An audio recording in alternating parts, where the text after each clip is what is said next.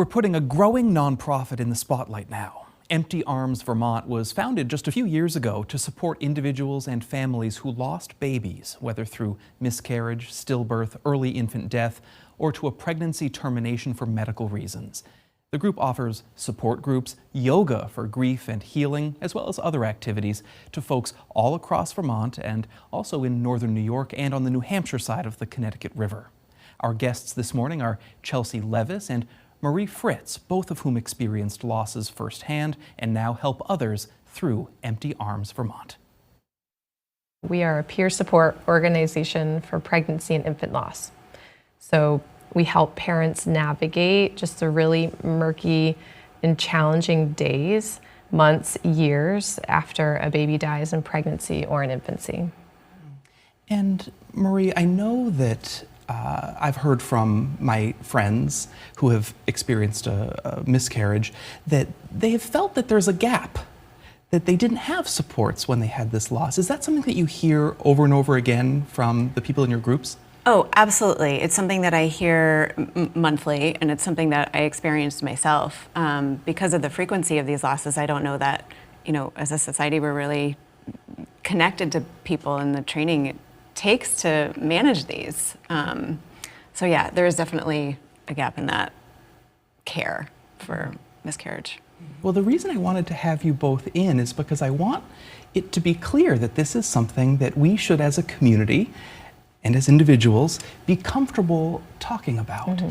Do you think that historically this has been something that people have been hesitant or shy to talk about? Of course. I mean, I think we run into people who've experienced it and family members, older family members who've experienced it in the past and have, articulated how it's such a hidden grief. Culturally, we're not good at talking about death, period, right? Mm-hmm. But with pregnancy, it's so isolating.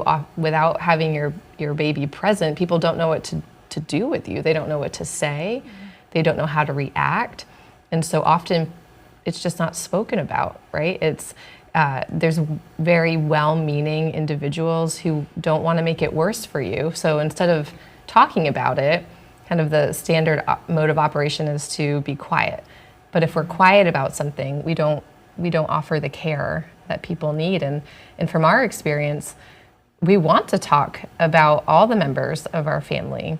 When my son died in 2014, I didn't stop being his mom just because I didn't take him home from the hospital. I was grieving a future that I didn't get to have with him.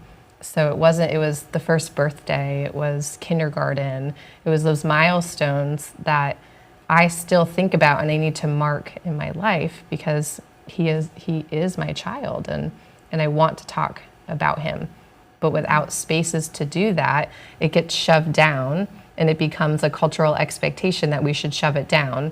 But then it comes out sideways, right? It still needs to find a place to come out. So we need to talk about it, and we need these spaces. It's an important part of our lives.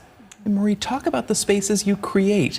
What do they look like? What do you discuss? Mm-hmm. How does it invite people to participate? Yeah.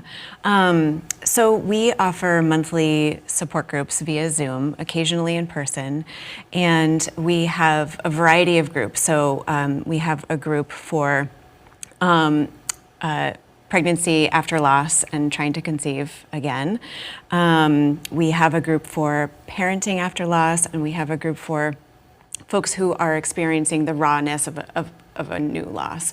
And so we meet on a variety of nights throughout the month, and we meet for an hour to an hour and a half. And we start the group as co-facilitators. I co-facilitate the Parenting After Loss group with somebody. We start the group with some guidelines and foundational beliefs of what Empty Arms stands for and how we like to support our community. And that's really helpful because it reminds everybody where we are, and it gives everybody a space to, go from washing the dishes to be in a space and kind of quiet themselves down for a few minutes before we get started talking about some things that are really hard. Oftentimes we have a theme of the month that we, frame the conversation around. but we don't necessarily have to stick to that theme. We take conversations wherever they lead us. Talk about some success stories. Obviously, people come to you because they're in pain. I imagine that time and time again, people go on after these sessions, in a more positive place than they entered them.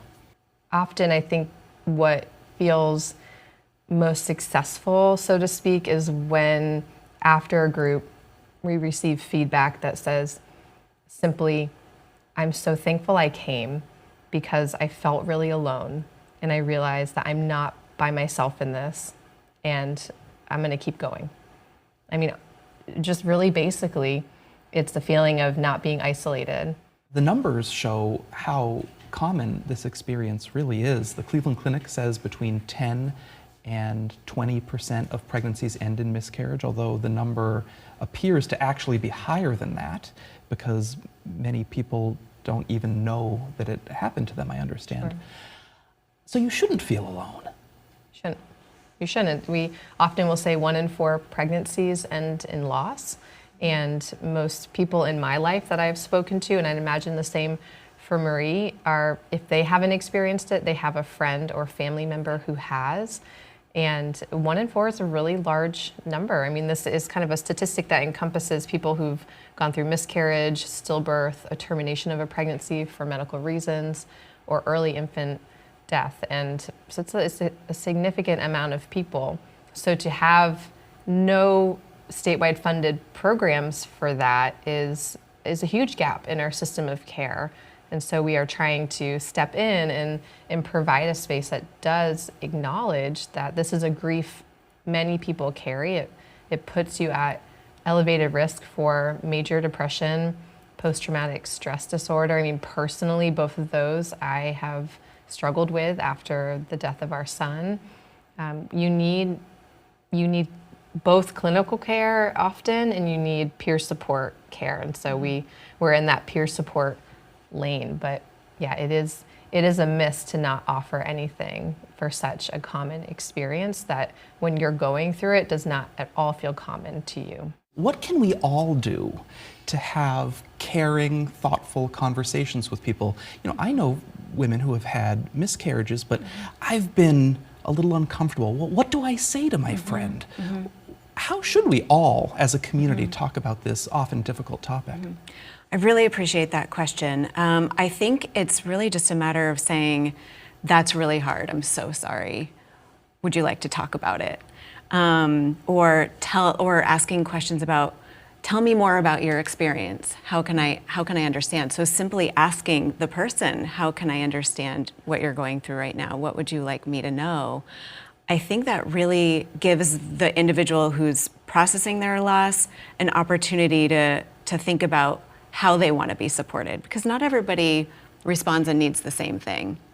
So I would say that just providing empathy and asking questions, and it really validates the person's experience. How can people learn more about Empty Arms, and how can they get involved with the organization? Sure. I mean, I think if anybody wants to learn more, we have most of our information on our website, emptyarmsvermont.org. If somebody has their own lived experience of loss, they can reach out through the website online, or they can email and that email goes right to us, and we try to respond within a day or two to get them connected to the right group, understand more about what they're experiencing. If you're a community member who wants to be involved, I mean, we are a donor-driven organization. If somebody in the community wants to give towards seeing these groups continue on, we offer them for free. It's a strong conviction that I have that after a baby dies, you shouldn't struggle to find support. And we know in Vermont, or as nationally, it's hard to find mental health access. So peer support is such a great complement for quick support, easy support, and doesn't have an economic barrier to it. And if there are community members who want to just support the organization, our summer event is coming up on June 29th, and it's the Empty Arms 5K Run and Walk.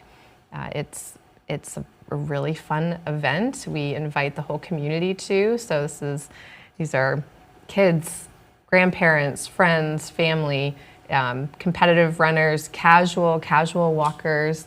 And after the event, we invite people to stick around for ice cream and live music and a magician show. So it's, a lot of the work we do is heavy. It's raw, it's difficult, but this event is really geared toward honoring like a community that's extremely compassionate and caring for each other. And it's really accessible for people to invite friends and family to, a lot of medical providers, mental health therapists. So I would say if you're interested in supporting the community, come out to that event and participate with us. Well, thank you both for the work you're doing. Thank you so much for having us. And Levis and Fritz say couples are also absolutely welcome to attend their groups together.